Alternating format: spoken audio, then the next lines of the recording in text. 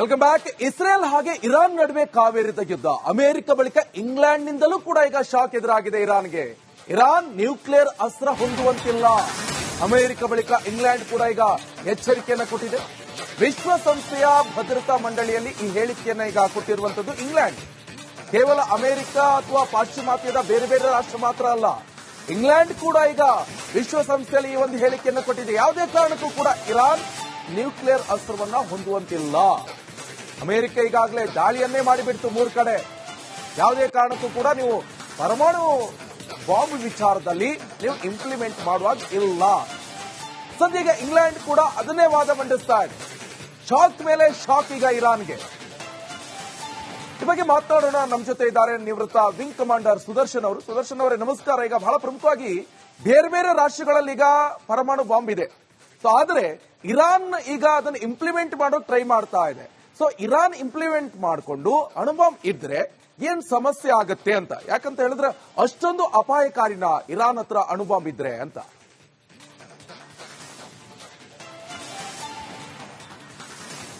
ಈಗ ಹೌದು ನೋಡಿ, ಪ್ರತಿಯೊಂದು ರಾಷ್ಟ್ರ ಈ ಯುರೇನಿಯಂ ಎನ್ರಿಚ್ ಯಾಕೆ ಮಾಡುತ್ತೆ ಅಂದ್ರೆ ವೆಪನ್ ಗ್ರೇಡ್ ಎನ್ರಿಚ್ಮೆಂಟ್ ಯಾಕೆ ಮಾಡುತ್ತೆ ಅಂದ್ರೆ ಒಂದು ಸಿವಿಲಿಯನ್ ಪರ್ಪಸ್ ಅಂದ್ರೆ ವಿದ್ಯುತ್ ಶಕ್ತಿ ಉತ್ಪಾದನೆಗೆ. ಇರಾನ್ ಅಂತ ಒಂದು ತೈಲ ಸಂಪತ್ತಿನ ದೇಶಕ್ಕೆ ಅಣು ವಿದ್ಯುತ್ ಶಕ್ತಿ ಬೇಕಾ? ಸೊ ಅಲ್ಲಿ ನೆಕ್ಸ್ಟ್ ಡೌಟ್ ಬರೋದು, ಇದು ತನ್ನ ಬದ್ಧ ವೈರಿಯಾದ ಇಸ್ರೇಲ್ ಮೇಲೆ ದಾಳಿ ಮಾಡುವ ಒಂದು ಪ್ರಯತ್ನಕ್ಕೆ ಹೊರಟಿದೆ ಅನ್ನೋ ಗುಮಾನಿ ಬಹಳ ವರ್ಷಗಳಿಂದನೇ ಇದೆ. ಈಗ ಇತ್ತೀಚೆಗೆ ಅಲ್ಲ, ಬಟ್ ಈಗ ಏನು ಅಂದ್ರೆ ಈ ಎನ್ರಿಚ್ಮೆಂಟ್ ಏನಿದೆ, uranium enrichment to become weapon grade enrichment, ಅದು ಇಟ್ ಇಸ್ ಟು ರೀಚ್ 95%. ಈಗ ಸುಮಾರು 80-83% ಅಂತ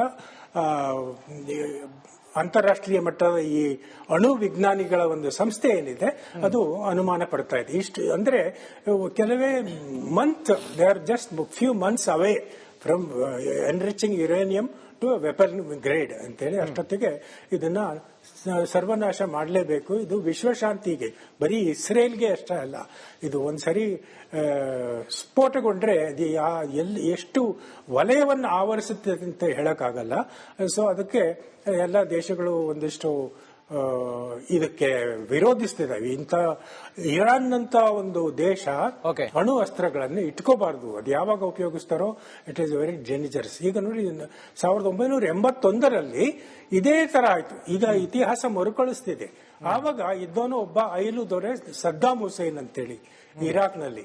ಸೊ ಇರಾಕ್ ಅದೇ ಅವರು ಅಣು ಬಾಂಬ್ ಅನ್ನ ತಯಾರಿಸಿ ಇನ್ನೇನು ಕೆಲವೇ ದಿನಗಳಲ್ಲಿ ದೇ ವಿಲ್ ಗೋ ಕ್ರಿಟಿಕಲ್ ಅಂತ ಒಂದು ಇದ್ದಾಗ, ಇದೇ ಇಸ್ರೇಲ್ನ ವಾಯುಪಡೆ ಆ ಒಂದು ಅಣುಸ್ಥಾವರ ಏನಿತ್ತು ಒಸಿರಾಕ್ ಅನ್ನೋ ಪ್ರದೇಶದಲ್ಲಿ ಒಂದು ಅಣುಸ್ಥಾವರ ಇತ್ತು, ಅದನ್ನ ಧ್ವಂಸ ಮಾಡಿಬಿಟ್ರು 3 ಗಂಟೆಗಳಲ್ಲಿ. ಸೊ ಅದು ಇದು ಈಗ ನೋಡಿದ್ರೆ ಇದೇ ತರ ಇತಿಹಾಸ ಮರುಕಳಿಸ್ತಿದೆ. ಆದ್ರಿಂದ ಇದು 3 ಸ್ಥಳಗಳ ಮೇಲೆ ಈ ಅಣುಸ್ಥಾವರವನ್ನು ಏನು ಯುರೇನಿಯಂ ಎನ್ರಿಚ್ ಮಾಡ್ತಿದ್ರು, ಆಮೇಲೆ ಇನ್ನೊಂದು ಲ್ಯಾಬೊರೇಟರಿ ಏನಿತ್ತು, ಈ 3 ಸ್ಥಾವರಗಳ ಮೇಲೆ ಇವನ್ನೆಲ್ಲ ಬಹಳ ಡೀಪ್ ಆಗಿ ಸುಮಾರು 100 ಫೀಟ್ ವರೆಗೂ ನೆಲಮಾಳಿಗೆಯಲ್ಲಿ ಈ ಕೆಲಸಗಳು ನಡೀತವೆ. ವಾಟ್ ಈಸ್ ಎನ್ರಿಚ್ಮೆಂಟ್ ಏನು ಅಂದ್ರೆ 2,000 ಇವರು ಸೆಂಟ್ರಿಫ್ಯೂಗಲ್ ಜೋರಾಗಿ ಅವು ಆಗ್ತಾ ಇರ್ತವೆ. ಯುರೇನಿಯಂ ಯಾವಾಗ it attains higher grade it will come to the top. ಆ ಟಾಪ್ ಬಂದ ಯುರೇನಿಯನ್ನ ಇನ್ನೊಂದ್ಸರಿ ಸೆಂಟ್ರಿಫ್ಯೂಗಲ್ಗೆ ಹಾಕ್ತಾರೆ. ಹೀಗೆ 30% ಇಂದ 31, 32, 33 ಅಂತ ಅಲ್ಲಿ ಈಗ 83ವರೆಗೂ ಬಂದಿದೆಯಂತೆ ಅಂತ ಮೂಲಗಳು ತಿಳಿಸ್ತಾ ಇದ್ದಾವೆ. ಸೊ ಹಾಗಾಗಿ ಈ ಸದ್ಯದ ಏನು ಪ್ರಯತ್ನ ನಡೀತಾ ಇತ್ತು ಇರಾನ್ನಲ್ಲಿ, ಅದನ್ನ almost it is confirmed that their nuclear program is no more active, ಅಥವಾ it is delayed by at least 20 years from now. Sudarshan sir, ಈಗ ಅಮೆರಿಕ ಯಾವಾಗ 4 ದಶಕದ ನಂತರ ಇರಾನ್ನ ಮೇಲೆ ದಾಳಿಯನ್ನ ಮಾಡ್ತು, ಅದಾದ ನಂತರ ಚೀನಾ ಮತ್ತು ರಷ್ಯಾ ಇರಾನ್ನ ಜೊತೆಗೆ ನಿಂತುಕೊಂಡು ನೇರವಾಗಿ ನಾವು ಇರಾನ್ಗೆ ಸಹಕಾರವನ್ನ ಕೊಡ್ತೀವಿ ಅನ್ನೋ ರೀತಿಯಲ್ಲಿ ಸಂದೇಶವನ್ನ ರವಾನಿಸಿದವೆ. ಈಗ ಇಂಗ್ಲೆಂಡ್ ಕೂಡ ಇರಾನ್ ಅನ್ನ ನೀವು ನ್ಯೂಕ್ಲಿಯರ್ ಸೈಟ್ ಗಳನ್ನ ಹೊಂದಬಾರದು ಅಂತೇಳಿ ಹೇಳಿದೆ. ಹೀಗೆ ನೋಡಿದಾಗ ನಾವು ಇತಿಹಾಸವನ್ನ ಒಂದು ಪುಟ ಹಿಂದೆ ತೆರೆದು ನೋಡಿದಾಗ ಎರಡನೇ ವಿಶ್ವ ಯುದ್ಧದ ಸಮಯದಲ್ಲಿ ಆ ಎರಡು ರಾಷ್ಟ್ರಗಳ ಜೊತೆಗೆ ಬೇರೆ ಬೇರೆ ಬಲಿಷ್ಠ ರಾಷ್ಟ್ರಗಳು ನಿಂತ್ಕೊಂಡಿದ್ವು. ಈಗಲೂ ಕೂಡ ಅದೇ ರೀತಿಯ ವಾತಾವರಣ ಸೃಷ್ಟಿಯಾಗ್ತಾ ಇದೆಯಾ ಅಂತ ಈ ಹೊತ್ತಿನ ಇದೆಲ್ಲ ಬೆಳವಣಿಗೆ ನೋಡ್ತಾ ಇದ್ರೆ ಸುದರ್ಶನ್ ಸರ್?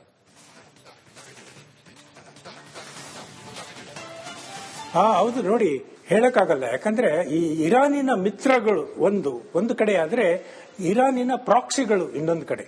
ಇರಾನಿನ ಪ್ರಾಕ್ಸಿಗಳು ಯಾರು? ಹಮಸ್ ಈಗಾಗಲೇ ಅವ್ರದ್ದು ಕತೆ ಮುಗಿದೋಯ್ತು ಅಂತ ಕಾಣುತ್ತೆ. ಇನ್ನು Hezbollah is based in Lebanon and Syria. ಅವರದ್ದು ಒಂದಿಷ್ಟು ತಣ್ಣಗೆ ಮಾಡಿ ಇಟ್ಟಿದ್ದಾರೆ ಇಸ್ರೇಲ್ನವರು. ಇನ್ನ ಯಮನ್ ನಲ್ಲಿರೋ ಹೂತಿಗಳಿಂದ ಈ ಮೂವರು ಪ್ರಾಕ್ಸಿಗಳಿಂದ ಇರಾನ್ ಅವರನ್ನ ಯೂಸ್ ಮಾಡಿಕೊಂಡು ಇಲ್ಲಿವರೆಗೂ ಇಸ್ರೇಲ್ ಮೇಲೆ ದಾಳಿ ಮಾಡ್ತಾ ಇತ್ತು. ಇದು ಮೊಟ್ಟ ಮೊದಲ ಸಲ ಡೈರೆಕ್ಟ್ ಆಗಿ ಇರಾನೇ ಯುದ್ಧದಲ್ಲಿ ಭಾಗವಹಿಸ್ತಾ ಇರೋದ್ರಿಂದ ಈ ಯುದ್ಧ ಯಾವ ದಿಕ್ಕಿಗೆ ಹೋಗುತ್ತೆ ಅಂತ ಹೇಳಕ್ಕಾಗಲ್ಲ. ಈಗ ಚೈನಾ ಬಗ್ಗೆ ಹೇಳಿದ್ರಿ ನೀವು.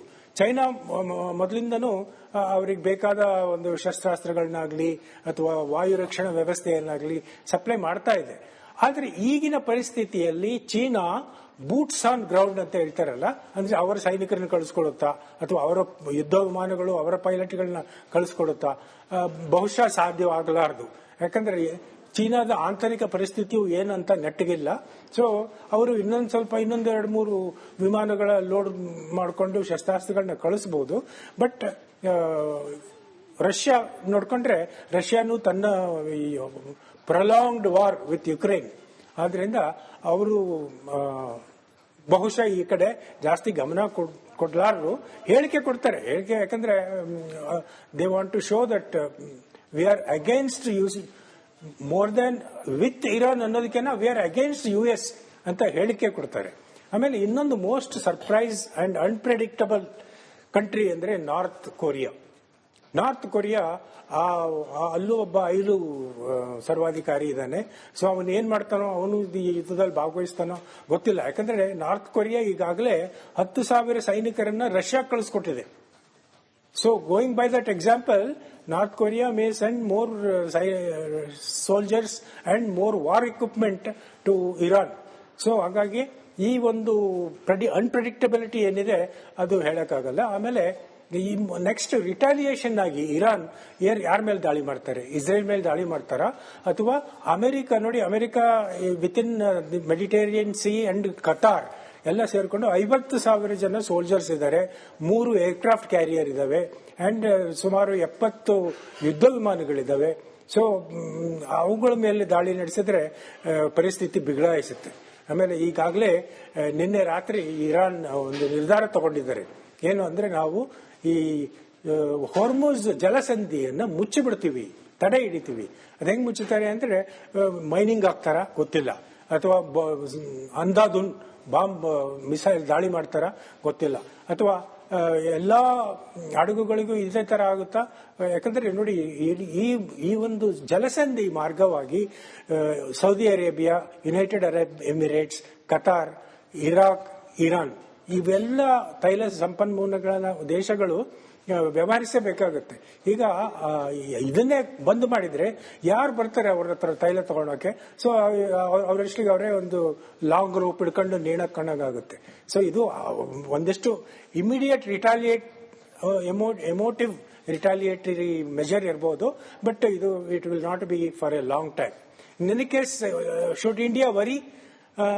ಇದೆ, ಸ್ವಲ್ಪ ತೊಂದರೆ ಆಗುತ್ತೆ. Because we are also getting oil from these countries.